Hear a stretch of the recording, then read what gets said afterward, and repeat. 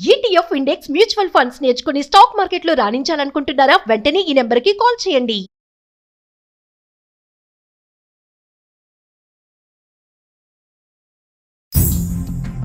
తిరుపతి నేను క్యాంప్కి వెళ్తున్నాను అన్నారు. ఈయన వెళ్ళిన ఒక 1 అవర్ కి ఆమె డోర్ లాకేస్తుంది. నువ్వు చూసావా? రాత్రి మీరు 3 గంటలప్పుడు ఎక్కడికి వెళ్ళారు? అరే ఎవరింటికి తలుపేసుకున్నా నన్నే అనుమానిస్తారా? నాకు అర్థం కాదు. అనుమానించడం కాదండి, ఈ వచ్చిన 1 అవర్ కి ఆవిడ వచ్చారు. డాక్టర్ గారు నా వల్ల అవ్వట్లేదు. ఇంటికి వెళ్ళేటప్పటికి ఎప్పుడు చూసినా జిడ్డు గారే మొహం. ఏం మాట్లాడుతున్నారు రమేష్ గారు? అసలు మీరు ఇంట్లో మేకప్ వేసుకుని ఉంటారండి ఆడవాళ్ళు. డాక్టర్ గారు మీరు చాలా కూల్ గా మాట్లాడుతున్నారండి. నేను ఆయన వర్షన్ వింటే నేను కూల్ గా మాట్లాడలేకపోతున్నాను ఒక ఆడపిల్లగా. వెల్కమ్ టు అందమైన జీవితం. నమస్తే కళ్యాణ్ గారు. నమస్తే అమ్మా జయ గారు. నమస్తే కళ్యాణ్ గారు. కళ్యాణ్ గారు, మెయిల్స్ అయితే పుంకాలుగా వస్తూనే ఉన్నాయండి. కాకపోతే ఆ మెయిల్ని చూసి ఆ పరిస్థితిని బట్టి నేను కాల్స్ తీసుకుంటున్నాను. రాత్రి మీనా అని ఒక అమ్మాయి మెయిల్ చదివానండి. సో వెంటనే డిస్కస్ చేయాలనిపించింది ఆ ఇష్యూని. తన ఫీలింగ్ ఏంటంటే తన భర్త తన చేయి దాటిపోతున్నాడు, తనకు దక్కకుండా అయిపోతున్నాడు, అది కూడా ఒక కమ్యూనిటీలో జరుగుతున్న ఒక ఇష్యూ వల్ల అనేది తను చెప్తా ఉంది. కమ్యూనిటీలో ఎదురుగా ఉండే ఒక ఫ్లాట్లో నుంచి జరుగుతోంది ఇంకొక ఆవిడ వలన. తిని చెప్పేదాన్ని బట్టి ఆ మెయిల్ని బట్టి చూస్తా అంటే ఒకసారి మాట్లాడాలనిపించింది కళ్యాణ్ గారు. చాలా కామన్ సబ్జెక్ట్ అయిపోయిందమ్మా ఇది. అవునవునవును. అయితే అంతకన్నా ముందు ప్రేక్షకులకు ఒక మాట చెప్పాలనుకుంటున్నాము. మీకోసం మీతో మాట్లాడాలనుకునేవారు అడుగుతూ ఉన్నారు. వాళ్ళ నెంబర్ మనం ఇచ్చేస్తున్నాము, బట్ మళ్ళీ కూడా అడుగుతూ ఉన్నారు. ఒకసారి డాక్టర్ గారితో ఎవరు మాట్లాడాలనుకున్నా కూడా ఎపిసోడ్లోనే ఒక స్ట్రిప్ వస్తుంది, డాక్టర్ గారి నెంబర్ వస్తుంది. డెఫినెట్గా కాల్ చేయండి, అపాయింట్మెంట్ తీసుకోండి, మాట్లాడండి. అండ్ అట్లాగే సుమన్ టీవీ లైఫ్ని సబ్స్క్రైబ్ చేసుకోండి. రైట్, అమ్మాయికి ఫోన్ చేయనండి. తప్పకుండానమ్మా. మీనా అండి. ఎక్కడమ్మాయో? హైదరాబాద్ అని మెయిల్లో చూశాను డాక్టర్ గారు. నేను చాలా క్లియర్గానే పెట్టిందండి మెయిల్. హలో మీనా అండి? అవునండి, నేను జయానండి, అందమైన జీవితం ప్రోగ్రామ్ నుంచి కాల్ చేస్తున్నాను. నమస్తే మేడం. నమస్తే మీనా, మాట్లాడొచ్చండి మీతో? మాట్లాడచ్చు. ఎస్, నాతో పాటు డాక్టర్ కళ్యాణ్ చక్రవర్తి గారు కూడా ఉన్నారు. నమస్తే డాక్టర్ గారు. నమస్తే మీనా. మీ విషయం కొంచెం నేను బ్రీఫ్గా చెప్పాను, బట్ మీరు ఒక్కసారి ఎక్స్ప్లెయిన్ చేయండి మీనా. డాక్టర్ గారికి ఇస్తున్నాను. ఇవ్వండి మేడం. మీనా నమస్తే అమ్మా. చెప్పండి అమ్మా. నమస్తే డాక్టర్ గారు. నమస్తే అమ్మా. నమస్తే. ఎంతమ్మా మీ ఏజ్ ఎంత? ఎక్కడి నుంచి మాట్లాడుతున్నారు? నా ఏజ్ 35 అండి. మేము వైజాగ్ నుంచి మాట్లాడుతున్నాం. పెళ్ళయి 8 years అయింది. 8 సంవత్సరాల నుంచి ఎప్పుడు అనుమానం లేదు. నాకు ఒక 6 నెలల నుంచి నా భర్త మీద కొంచెం అనుమానం స్టార్ట్ అయింది. దాని గురించి నేను మీ అందమైన జీవితం ప్రోగ్రామ్ చూసి మెయిల్ చేశాను మేడం కి. చెప్పండి మీనా, అనుమానం రావటానికి గల అంటే ఏ ఇష్యూస్ ద్వారా మీకు అనుమానం వచ్చింది? ఎలాంటి అంశాలను చూసారు ఏంటి? ఒక 6 నెలల నుంచి నా ఎదురు ఒక అమ్మాయి వచ్చేసింది. ఆమె చాలా అందంగా ఉంటది అనమాట. ఓకే. ఆమెని చూస్తుంటే ఇంకేంటంటే ఆమెను చూడటము, ఆమె తిని చూడటము, ఇలా కొంచెం అనుమానం స్టార్ట్ అయింది నాకు.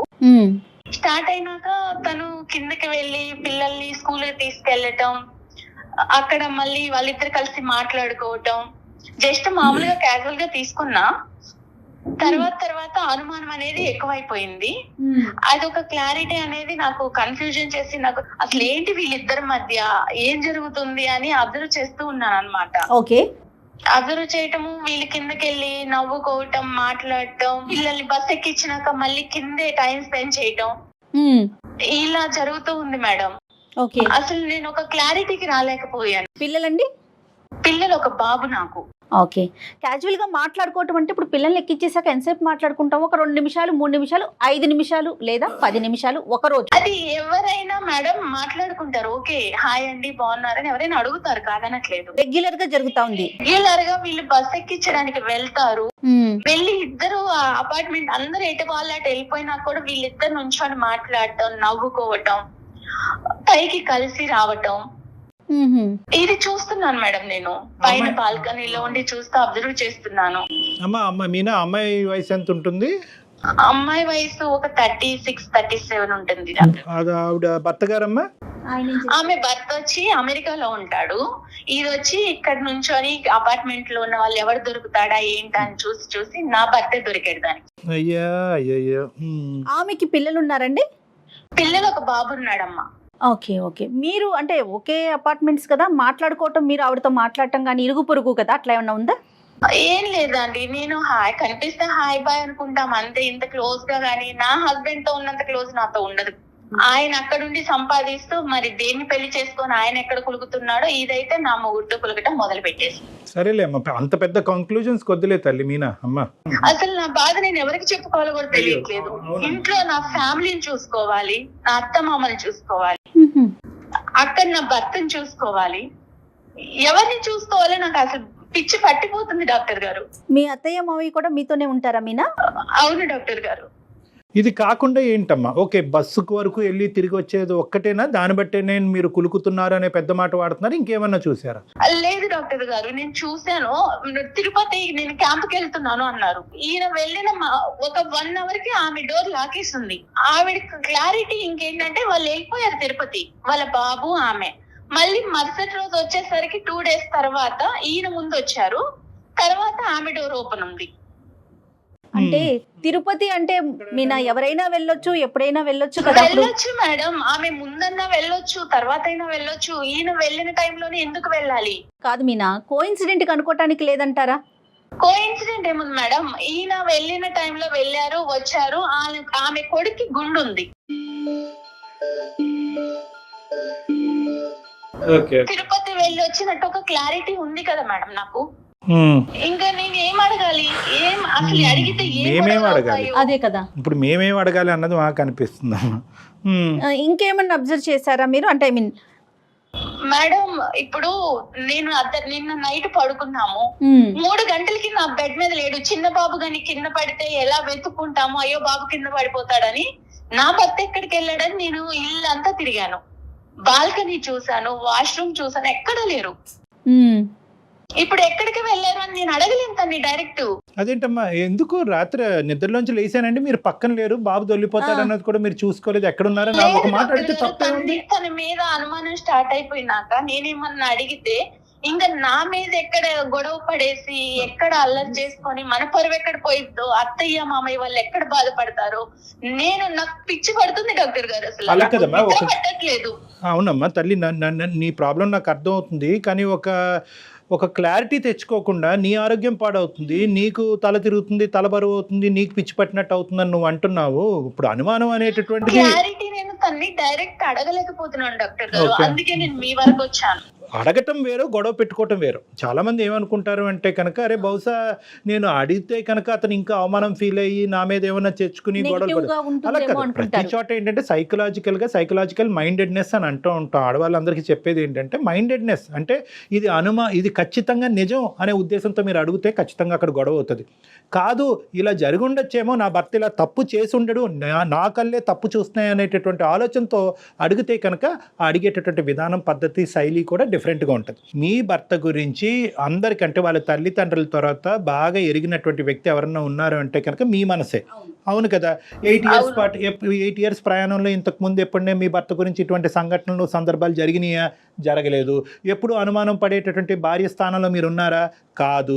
మరి అలాంటప్పుడు ఈ ఒక్కసారి మీకు ఇలా అనిపించిందండి, నా కళ్ళు తప్పు చూసినాయా, నా చెవులు తప్పు విన్నాయా అనేటటువంటిది మీరు తప్పుగా ఆలోచించారు అనే విధంగా అడిగితే కనుక ఏ గొడవ ఉండదు. అంటే మీరు చేయలేకపోతున్నారు, మాకు ఫోన్ చేశారు, అది వేరే విషయం. మీ తరపున మేము మీతో మాట్లాడటానికి రెడీగానే ఉన్నాం. కానీ సహజంగా ఎవరైనా ఆడవాళ్ళు ఉంటే కనుక ప్రతి సందర్భంలో సుమన్ టీవీ లాంటి ఒక ప్లాట్ఫామ్ దొరుకుతుంది, వాళ్ళ ద్వారా అడిగిద్దాము, వాళ్ళ ద్వారా తెలుసుకుందాం అనేది కాకుండానే అడిగేటటువంటి శైలి, విధానం ప్రేమపూరితంతో నిండి ఉంటే కనుక అది తప్పుగా భావించే అవకాశం లేదు అని నా భావం. అది ఈ మధ్య ఏమన్నా అడిగితే విసుక్కుంటున్నాడు, ప్రతి చిన్న విషయానికి చిరాకు పడుతున్నాడు, నాకు పిచ్చి పడుతుంది, ఏడుపు వస్తుంది, ఏం చేయాలో తెలియట్లేదు.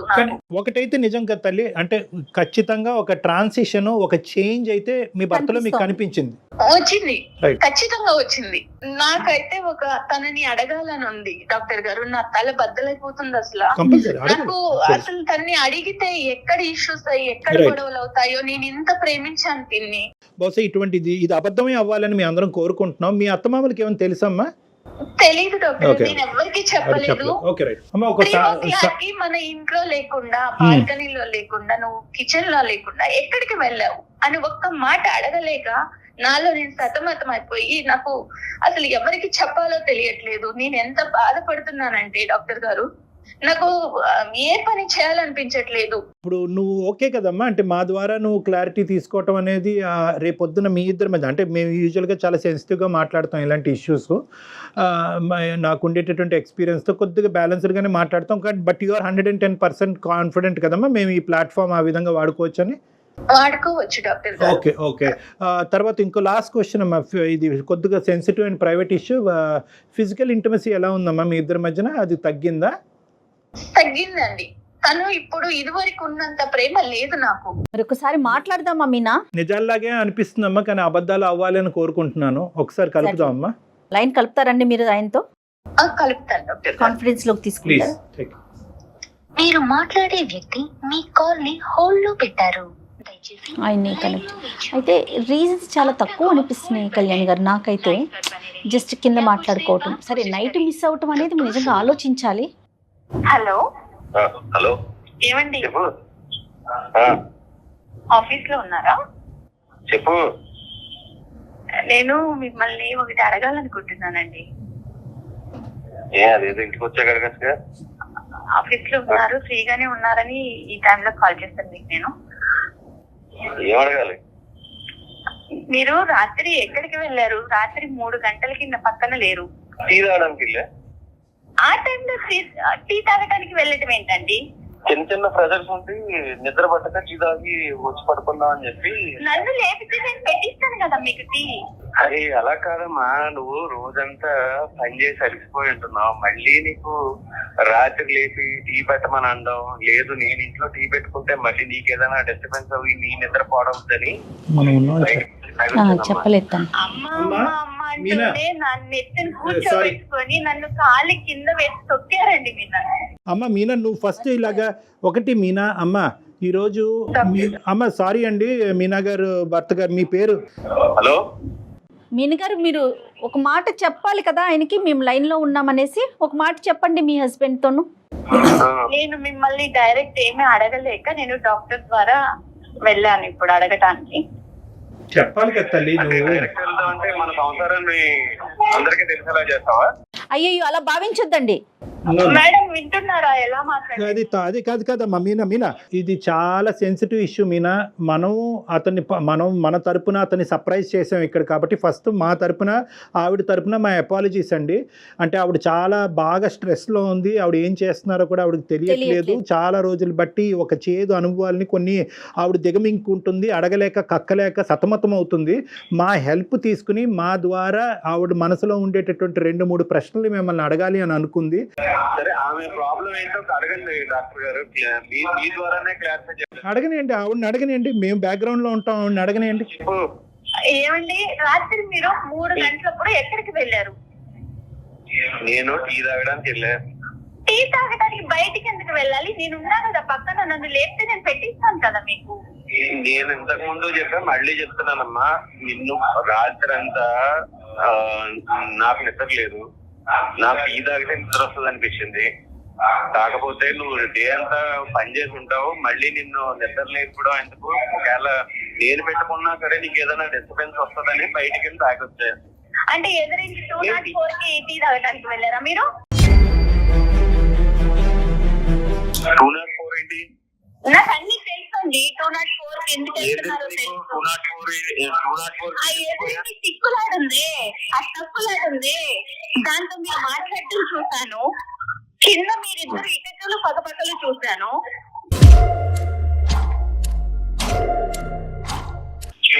మేమిద్దరం ఏకైకలు పక్కపక్కలు ఇప్పుడు పిల్లల్ని స్కూల్ కి డ్రాప్ చేయడానికి వెళ్ళినాక 15 నిమిషాలకు పైకి వస్తున్నారు మీరు. మొత్తం అడిగేస్తున్నారు. చెప్పండి సార్. సార్ మా బాబుని నేను బస్ ఎక్కించడానికి తీసుకెళ్తాను సార్. అవునండి, తప్పలేదు. అట్ ద సేమ్ టైం ఎవరో వస్తారు వాళ్ళ పిల్లల్ని ఎక్కించడానికి, వాళ్ళకి నాకు సంబంధం పెడితే ఎలా డాక్టర్? డాక్టర్ గారు ఇప్పుడు అందరూ చాలా మంది వెళ్తారు, ఎటు వాళ్ళకి పిల్లల్ని తీసుకొని బస్ ఎక్కిచ్చేసి వెళ్ళిపోతారు, వీళ్ళిద్దరే ఉంటారండి డాక్టర్ గారి కింద. అరే ఒక కమ్యూనిటీలో ఉండేవాళ్ళు హాయ్ బాయ్ కామన్ గా మాట్లాడుకుంటారు. అవునండి, కమ్యూనిటీలో ఉంటే చాలా మంది మగవాళ్ళు ఉంటారు కదా, ఆవిడతోటే ఎందుకు మాట్లాడాలి మీరు? అతని భావాన్ని చెప్పనివ్వండి, నెంబర్ 1. నెంబర్ 2 ఏంటంటే, మీకు మోస్ట్గా అంటే చాలా క్లోజ్గా ఈ పరిస్థితిని నేను చూడటం వల్ల వాళ్ళిద్దరి మధ్యన సంబంధం ఉంది అనేటటువంటి ఇష్యూ మీ మనసులో ఏదైనా ఉంటే మీ నగర్ అది స్ట్రైట్ ఫార్వర్డ్గా అడగండి. ఇలాంటిదే కాదు డాక్టర్ గారు, ఈయన తిరుపతి వెళ్తున్నాను క్యాంపు అని చెప్పినప్పుడు ఈయన వెళ్ళిన గంట కల్లా ఆవిడ వెళ్ళారు. నువ్వు చూసావా? నేను చూసాను, ఎదురింటి లాక్ ఉంది, ఫస్ట్ లాక్ తీసుంది, తర్వాత లాక్ వేసింది.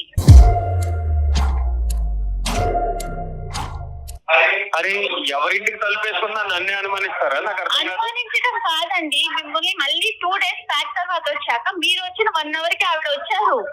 అంటే నేను వచ్చిన 1 hour కి వస్తే మళ్ళీ అవునండి, వాళ్ళ బాబుకి గుండుంది, వాళ్ళు కూడా తిరుపతి వచ్చారని క్లారిటీ ఉంది నాకు.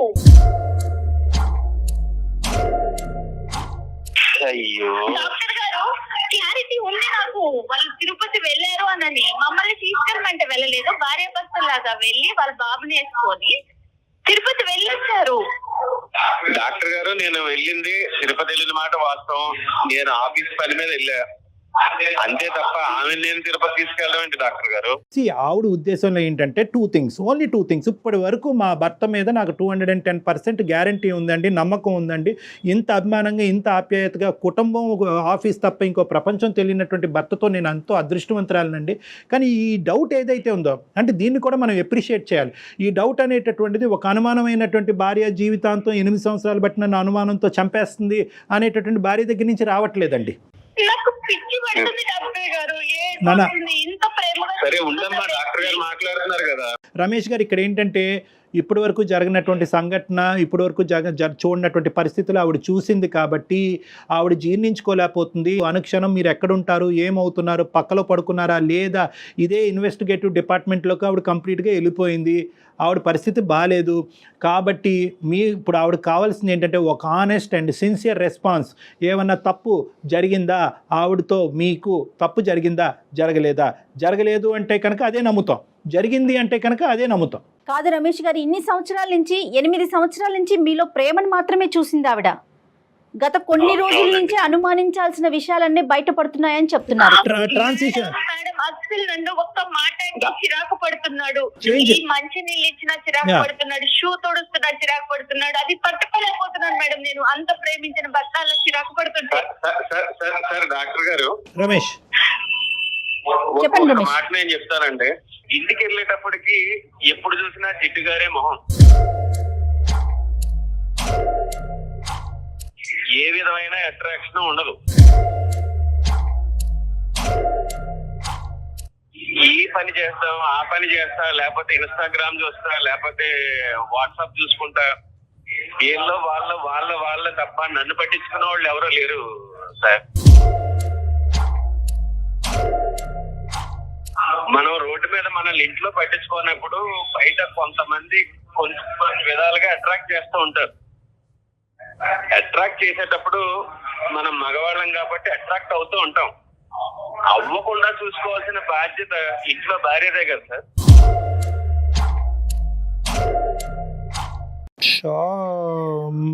రమేష్ ఆయన వర్షన్ ఆయన చెప్పాడు కదా. ఉండమ్మా మీనా, ఒక్క నిమిషం నీ వర్జన్ చెప్ది కానీ. ఏం మాట్లాడుతున్నారు రమేష్ గారు, అసలు మీరు ఇంట్లో మేకప్లు వేసుకుని ఉంటారండి ఆడవాళ్ళు. సడన్ గా 8 సంవత్సరాల తర్వాత ఒక భార్య జిడ్డు మొహంతో కనిపిస్తుంది అనే ఫీలింగ్ మీకు వచ్చింది అంటే రమేష్, ఖచ్చితంగా ఇక్కడ జిడ్డు మొహం కంటే అక్కడ ఏదైనా అట్రాక్షన్ ఎక్కువైందా అన్నది మనం ఆలోచించుకోవాలి. ఒక్కసారి మీరు ఆలోచించండి రమేష్, మీరు ఏం మాట్లాడుతున్నారు? మీరు ఫస్ట్ ఆఫ్ ఆల్ ఏంటంటే అక్కడ ఒక అట్రాక్షన్ కనిపించిన తర్వాత ఇక్కడ డిస్ట్రాక్షన్ మొదలైందా, లేదంటే ఇక్కడ ఈ డిస్ట్రాక్షన్ మొదలైన తర్వాత అక్కడ అట్రాక్షన్, ఏదైనా తప్పేలేండి, ముందేంటి వెనకట్లే, కానీ రెండు తప్పులే. డాక్టర్ గారు మీరు చాలా కూల్ గా మాట్లాడుతున్నారండి. నేను ఆయన వర్షన్ వింటే నేను కూల్ గా మాట్లాడలేకపోతున్నాను ఒక ఆడపిల్లగా. పెళ్ళైన కొత్తలో మొహం బాగుంది, ఇప్పుడు పిల్లలు అత్త మామ అందరినీ చూసుకుంటా నీకు అమ్మా నువ్వు పెళ్ళైనప్పటి నుంచి నువ్వు అలాగే ఉన్నావు. నాకు ఇంత ఆపర్చునిటీ లేదు. నా మొగుడు అమెరికాలో ఉంటే నేను కూడా దానిలాగే చిచ్చి అలా మాట్లాడకండి మీనా, అలా మాట్లాడకండి. కాదు మేడం, ఒక ఆడదానిగా మీరు అర్థం చేసుకోండి నా బాధని. నా భర్త ఇంకొక అమ్మాయి చూస్తున్నాడంటే నేను ఓర్చుకోగలుగుతానా? ఒకసారి అతని మనసులో ఉన్న భావాన్ని అంతా కూడా. రమేష్ ఇంకా ఏమన్నా ఉందా రమేష్? ఇంకా అంటే మీ భార్య గురించి 8 సంవత్సరాల పాటు మీరు బయటకు చెప్పలేనటువంటి అంశాలు ఇంకేమైనా ఉన్నాయా? ఏమీ లేదు సార్. ఇంటికి వచ్చేటప్పటికి ఆ జిడ్డు మారే మొహం కాకుండా. దయచేసి ఆ మాట అనకండి రమేష్ ప్లీజ్. Sorry madam. మా సారీ ఎందుకండి బాబు? అవును నీ మొహం జిడ్డుదారుతానే ఉంటది. ఇప్పుడు ఎందుకు వచ్చింది మీకు? మీ మాటలని తప్పు రమేష్. తప్పు చేశారా? తప్పు జరిగిందా? మీనా సారీ అమ్మా. అది అయితే జరిగింది డాక్టర్ గారు. చూడండి డాక్టర్ గారు ఎలా చెప్పుకొని ఒప్పుకున్నాడు. నాది క్లారిటీ అదే చెప్తున్నాను మీకు. తప్పు జరిగింది అనేటటువంటిది సమర్థించుకుంటున్నారా రమేష్? పశ్చాత్తాపం పొందుతున్నారా ఇప్పటికైనా రమేష్? ఆ అమ్మాయి గుండె పగిలి చచ్చిపోద్దయ్యా. ఆ అమ్మాయిని ఒక పనికిరాని వస్తువులాగా ఇన్ని రోజులు ఆ అమ్మాయిని ఒక టిష్యూ పేపర్ లాగా వాడుకుని ఇప్పుడు సడన్గా టిష్యూ పేపర్కి జిడ్డు పట్టింది కాబట్టి పక్కన పడేస్తున్నాను అనేటటువంటి మాట మాట్లాడుతూ నీకంటే బయట వేరే అట్రాక్షన్ దొరికింది కాబట్టి ఆ అమ్మాయితో నేను కులుకుతున్నాను. సారీ నేను ఈ మాటలు ఎప్పుడు వాడలేదు. కానీ ఈ విధమైనటువంటి ఆ అంశాన్ని సుమన్ టీవీ ద్వారా మేము ఈ బ్రేకింగ్ న్యూస్ ఆ అమ్మాయికి అందించడం అనేది మేము చాలా బాధపడుతున్నాం. రమేష్ గారు వేరే రకంగా భావించొద్దు, అసహ్యంగా అనిపిస్తోందండి వినటానికే. డాక్టర్ గారు నేను ఒక్కటే అడుగుతా డాక్టర్ గారు, తను ఇంకా ఫైనల్ గా ఒక్కటే అడగాలనుకుంటున్నాను. చెప్పు నాన్న. చెప్పు. ఏ రోజన్నా నేను మీకు ఏ విషయంలో అయినా తక్కువ చేశానా? లేదు. మరి ఎందుకు జిడ్డు మొహం వచ్చింది? ఈ 8 years లో మీకోసమే కదండి నేను. ఒకటి రమేష్ ఇది చాలా ఇరిటేటింగ్గా ఉంది. ఏమండి మీ భార్యని ఏమండి మీ ఇన్ షర్ట్ బాగా చేసుకోండి, చొక్కా ఇస్త్రీ చేసుకోండి అని చెప్పేటటువంటి ధైర్యం ఆవిడకున్నప్పుడు నువ్వు నీట్గా తయారవు అని అడగటాన్ని అనే హక్కు మీకు లేదా? ఏకంగా అక్రమ సంబంధాలు పెట్టేసుకోవటమేనండి జిడ్డు మొహాలు కనిపిస్తున్నాయి కాబట్టి. ఇంతేనా జీవితం అంటే? ఇంతేనా బంధం అంటేనే? ఇంతేనా పెళ్ళి అంటే? మారదు డాక్టర్ గారు. సార్ ఎలా చెప్తారండి మీరు మారినారని? మీరు చెప్పి చూసారా? ఏ రోజున నాకు చెప్పారా? మీరు చెప్పేదేంటండి? చెప్తే రెడీ అవుదా అమ్మాయి? చెప్తే మీకు కావాల్సినటువంటి విధంగా ఉండదా? ఇంత కష్టాన్ని కొని తెచ్చుకుంటుందా? పెళ్ళైనప్పుడు ఎలా ఉన్నారో ఒక 8 ఏళ్ళు సంసారం చేసి ఒక పిల్లోడికి తల్లి అయిన తర్వాత కూడా అలానే ఉంటారండి ఆడవాళ్ళు. ఇక్కడ ఎలా ఉంటాము డాక్టర్ గారు? అత్త మామలకి సేవ చేసుకోవాలి. పెద్ద అత్తయ్య. అమ్మాయి సామాన్య గృహిణి ఎలా ఉంటారండి? నేను ఏదో చూసుకుంటాను. అమ్మ ఇలాంటి సంఘర్షణలు జీవితంలో చాలా కామన్. బ్యాడ్ లక్, ఇది బ్యాడ్ లక్ కాదనట్లేదు. కానీ ఈ రోజు నుంచి అయినా కూడా రమేష్లో ఏమైనా మార్పు వచ్చిందా, కనువిప్పు కలిగిందా అనేటటువంటి అంశం అతను తెలుసుకోగలిగితే కనుక ఏ ప్రాబ్లము లేదమ్మా. కాదు నేను చేసినటువంటిది తప్పు కాదు, దీన్ని వెనక అనేటటువంటి తన తప్పుని సమర్థించుకునేటటువంటి తత్వం అతనికి ఉంటే కనుక బహుశా జీవితంలో చాలా కష్టాలు వచ్చే అవకాశం ఉన్నాయి. నేను తప్పు చేశాననే పశ్చాత్తాపం ఉంది. రైట్. మరి జిడ్డు మొహం ఇవి నీట్గా తయారవలేదు, ఇవన్నీ ఎందుకు వచ్చినాయండి? అంత చక్కగా చేసి ఇంతవరకు మీకు తన జీవితాన్ని త్యాగం చేసేటటువంటి ఒక ఆడదాని గురించి అసలు మీకు నోరు ఎలా వచ్చింది అలా మాట్లాడటం గురించి?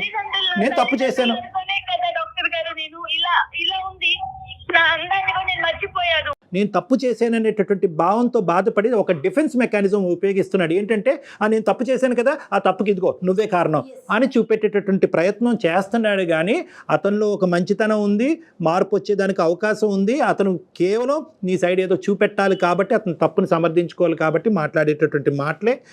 నువ్వు చేసినటువంటి ఇప్పుడు వరకు నువ్వు చేసినటువంటి ఏ కార్యక్రమం కదా మీ అత్తగారికి కానీ మీ భర్తకు కానీ అందరూ సమర్థిస్తారు. మీ భర్త గారికి కూడా బాగా తెలుస్తుంది, రమేష్ కూడా బాగా తెలుస్తుంది. ఫైనల్ గా మీరు ఏం చెప్తారు చెప్పండి, మీ ఒపీనియన్ చెప్పండి. మీరు ఏం చేయదలుచుకున్నారు? ఆ అమ్మాయి కాన్ఫిడెన్స్ ఇవ్వండి, ఒక నమ్మకం ఇవ్వండి. ఇక మీదట ఇలాంటి తప్పు అయితే జరగదు. నేను నీకు మాట ఇస్తున్నా, ఇప్పుడున్న మన ఫ్లాట్ సేల్ చేసి వేరే ప్లేస్ కి మనం షిఫ్ట్ అయిపోదాం. మన సొంత ఫ్లాట్ వదులుకొని మనం ఎందుకు వెళ్ళాలి చెప్పండి ఒక్కటి. నో రమేష్, ఇక్కడ ఏంటంటే ఒకటి నిజంగా ఫ్లాట్ మారేటటువంటి అవకాశం ఉంటే కనుక ఖచ్చితంగా that is a good solution for the problem. తను ఏం చెప్పాలనుకుంటున్నారు నాకు తన నోటి వెంట వినాలని నేను మీకు ఫోన్ చేశాను.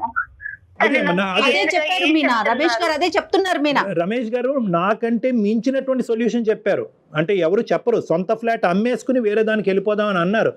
డాక్టర్ గారు నేను తను ఏదో బాధ పెట్టాలని నేను అడగాలని కాదు, కాదు, నాకు ఒక క్లారిటీ, నా మనసు తను నేను ఎంత ఇష్టపడుతున్నానో నాకు తెలుసు, తనకి తెలుసు. అది అర్థమవుతోంది, మీను అర్థమవుతోంది. కానీ అతను ఇప్పుడు ఇచ్చినటువంటి ప్రామిసెస్లో ఒక సిన్సియారిటీ కనిపిస్తుంది. తప్పు ఒప్పుకున్నాడు, అతను సిన్సియర్గా అతను అపాలజీ అడిగాడు కాబట్టి క్షమించేటటువంటి ధోరణిలోకి నువ్వు రావాలి. నమ్మకంగా మళ్ళీ మీరు ఇద్దరు కూడా హ్యాపీగా ముందుకు ప్రయాణం కొనసాగించాలమ్మా. సరే డాక్టర్ గారు. ఓకేనా? All the best Meena. అతను అడిగాడని కాదు కానీ నీ గురించి కూడా నువ్వు చూసుకో అమ్మా. Okay, compulsory. All the best, good luck అమ్మా. God bless both of you. Ramesh, all the best and thank you for talking to us. Okay అమ్మా, ఓకే మీనా, బాయ్. ఈ అమ్మాయి యొక్క ఫ్లెక్సిబిలిటీని మనం అప్రిషియేట్ చేయాలమ్మా.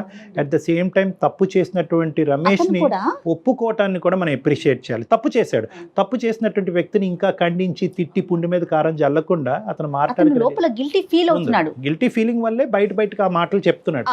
అతని మనస్సాక్షి కూడా తెలుసు భార్య ఎంత సాక్రిఫైస్ చేస్తుందని. కానీ సమాజానికి ఒక పిక్చర్ ఇస్తే కనుక అతను తప్పును సమర్థించుకోవచ్చు అనే డిఫెన్స్ మెకానిజం ద్వారా అతను బ్లైండ్ గా ముందుకెళ్తున్నాడు. ఏదైనా రియలైజ్ అయ్యాడు. అది చాలా సంతోషం అనిపిస్తోంది ఫస్ట్ టైం అయితే. ఉందమ్మా. Thank you so much Kalyan గారు. నమస్తే.